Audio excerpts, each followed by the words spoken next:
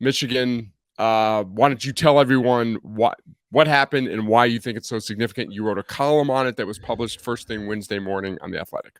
And edited Tuesday night. Yes, Tuesday night after I came home from dinner. Maybe had a cocktail or two, but your writing is just, it's so pristine that it didn't matter if you were lucid. Yeah, exactly. Yes. 4-star running back Jordan Marshall of Cincinnati, Archbishop Moeller committed to Michigan on Tuesday. Do people call it Archbishop Moeller? I thought it was just Cincinnati. It's just Moeller. Yeah, okay. I mean, I don't know. I didn't mean to cut you off. The school is called Archbishop Moeller, so for the sake of being correct, yes, and trying to avoid the well actually comments, you just put the whole thing in there. But what's significant about that is that he is a top 100 player nationally. He has an Ohio State offer. Ohio State wanted him. Michigan came into Ohio and took him. And I went and looked this up because they stole him. They put him in a van and they brought him back up. What if you do that in recruiting? Like from old school. Yes. No, they got him. Yeah. And of course, you have a lot of people who say it's a long time till signing day, and I believe that. You never know what can happen with these kids. Change their minds, whatever. They got a commitment from a top 100 player in the state of Ohio. So I went to look it up yesterday because I couldn't recall a single instance of this happening during my time on the beat. And it turned out the last time they earned a commitment from a top 100 player in the state of Ohio with an Ohio State offer came 79 days before Urban Meyer was hired, all the way back in 2011. Class of 2013 prospect, but 2011. Yes, it happened. But think about how long that is. That's over a decade.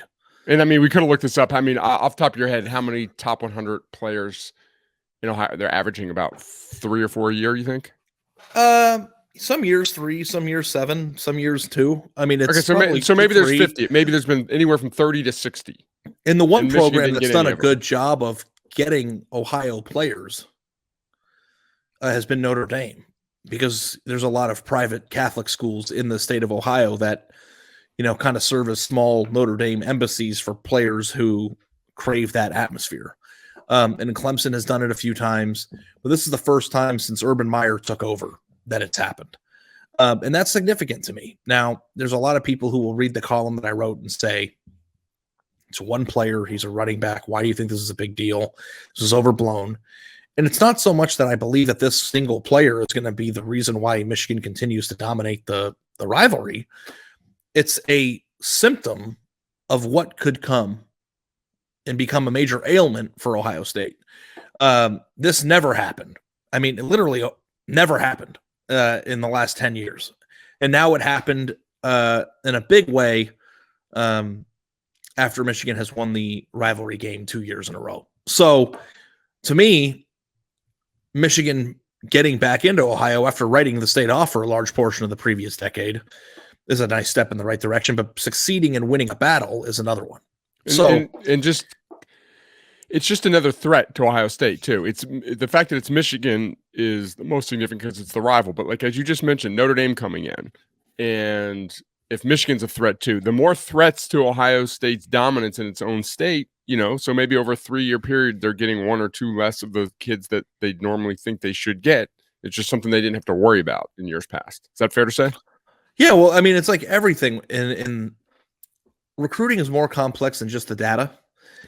And Ohio State has had the comfortable reality that any top 100 player that comes into the state of Ohio or through the state of Ohio will end up a Buckeye. That's been a second thought.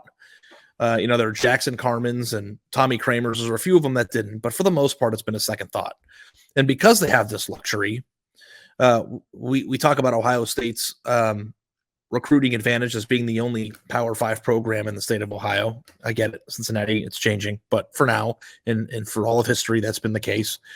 Kids in Ohio grow up wanting to go and dreaming of going to Ohio State. It's a layup. And when they get those players, it's not long drawn out recruitments that cause a lot of time to be spent.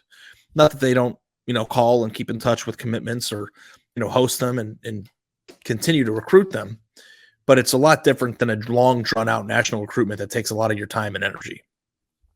So if you picture a world where Michigan is a 30% chance or 40% chance of getting a top 100 player of Ohio moving forward, that increases the energy that Ohio State has to expend putting together its classes. It also gives Michigan a clear and obvious second geographical pinpoint after Michigan for them to build their classes around. And it also is just a personal geographical situation because historically Michigan has gotten its best players from the state of Ohio. And they stopped doing it for the past 10 years. It's very close to population bases in Ohio. And Toledo is a major part, and it's right on the border there. It's technically in Ohio, but it's a battleground.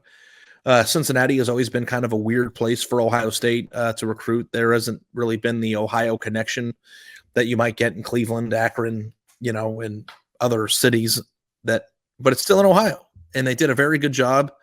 Ohio State did mending fences and making Cincinnati a major part of their recruiting strategy when Kerry Combs was a longtime assistant there. And, it seemed like things were on the right track. And then Michigan comes in and takes a position of need that Ohio State wanted away from Ohio State. And people might say, well, Ohio State's probably just going to end up with James Peoples, who's that top 100 running back out of San Antonio. And maybe they will. Ohio State does a very good job recruiting. But just the presence of Michigan as a threat on their home turf will have long-lasting effects on the psychology of this rivalry, the amount of effort that Ohio State has to put into to put the base of their classes together.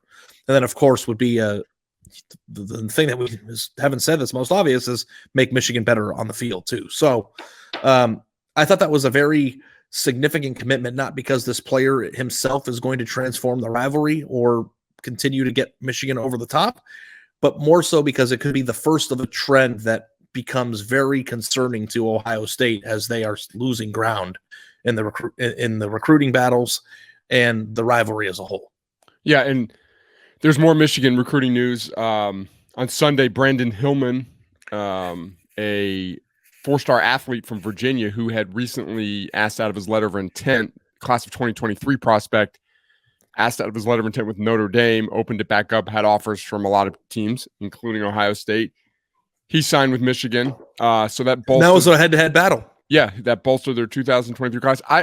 Maybe I should know this. Could ask Pete Sampson, but I didn't read. Do we know why Hillman? He says personal reasons. Do we know why he? Yeah, I mean, I guess there might be some number issues happening at Notre Dame right now.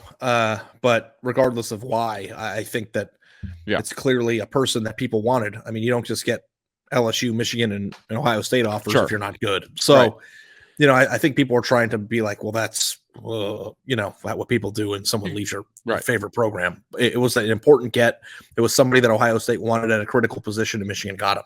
Now, it's not an Ohio kid, but if they start winning head-to-head battles with Ohio State in Ohio, they're going to certainly be able to do it on the national scale.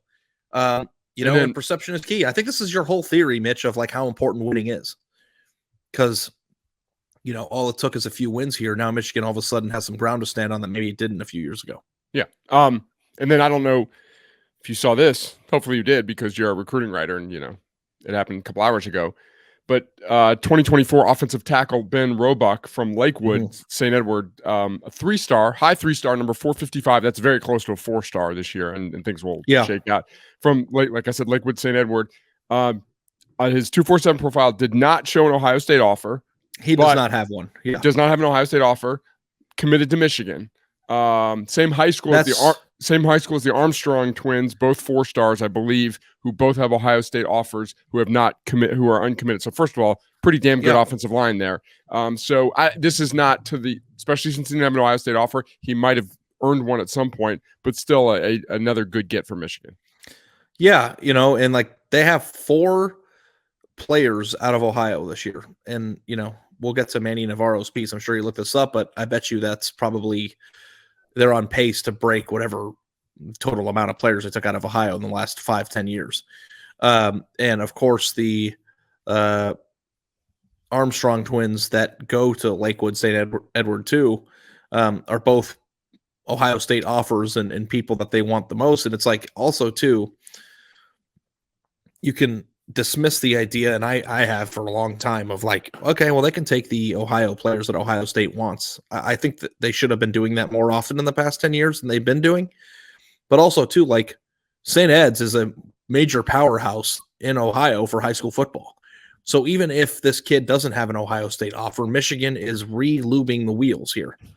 And later on down the line, when they have players like the Armstrong twins or in later classes, when Michigan comes in, they're going to be received differently. I think it's all effort. It's not overnight. It takes time to reassert your presence in a place. And if they're going to be in Cleveland, in Cincinnati, I don't know what they'll do in Columbus, but they gave Zach Harrison a run for their money in the 19 class.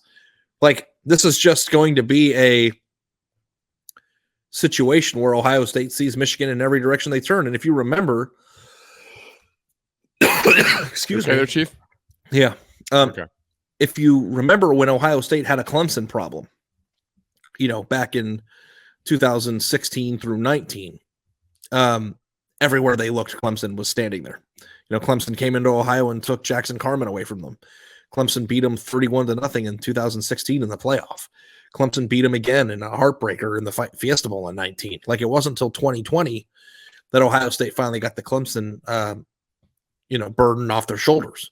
And I wonder if Michigan is going to start showing up in other places aside from that one Saturday every year in November. Like, if Michigan becomes a major issue for them all the time, A, that's the spirit of what makes the rivalry great, and B, that could be the worst nightmare for Ohio State. And like, for a long time, it never even seemed like that was possible because they weren't trying.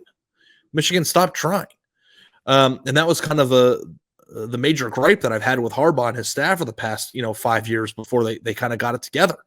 The fact that they're back in to Ohio now, I think is significant. So, you might think that the column was overblown. You might think that it's just one guy, who cares? But I think doing it with one guy proves that it's possible. And for a while there, it seemed impossible.